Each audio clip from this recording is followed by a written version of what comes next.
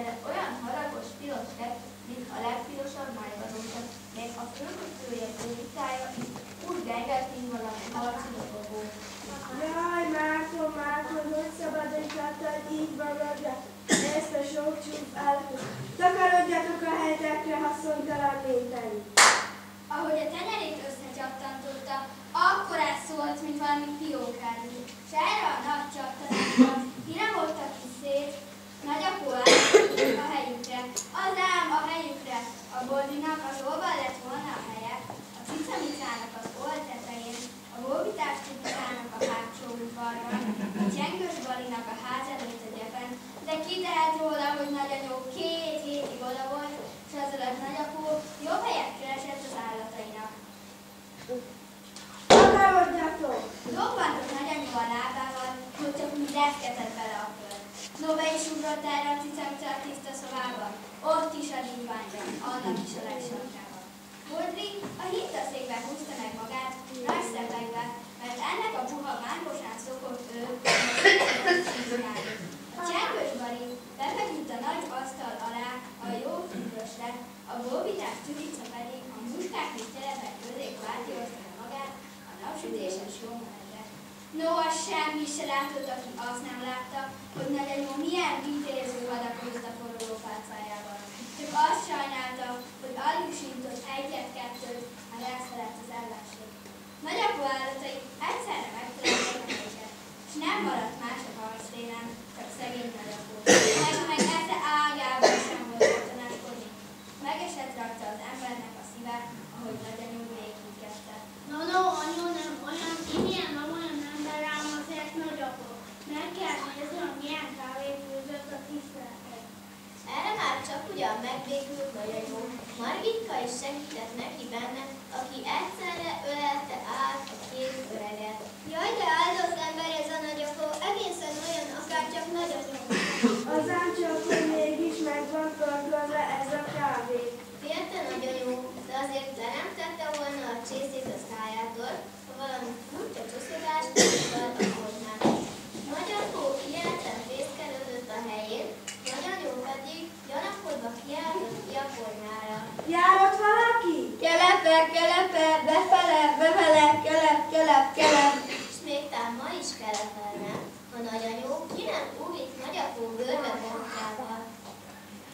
Uram, teremtőm, csak nem a Jancsigója jár ideben. De az volt víz a Jancsigója, mégpedig másodmagával. Egy boldogtalan békát fektetett a konyhakát. Anyám mondta olyan nagyon, hogy befele, bevele. Így szokott ő 2 hét óta télen védelni a szép tiszta konyhát. Ide huncolja be a posztját, mert Jancsigója igen szerette a tisztaságot. Ki vele? Súlyított nagyanyó a bőrbe mondta, akkor áll, hogyha az orrát éri Jancsigójának, nem lesz neki többet, mivel kelepelni. Szerencsé, hogy a Jancsi nagyon szemfüles legény, nem csak az orrát tudta megmenteni, hanem a délebédet is. Nagyanyó pedig fáradtan dőlt be a nagy karosszékbe. Ó, Márton, soha többet nem bízom rád ezt a házat.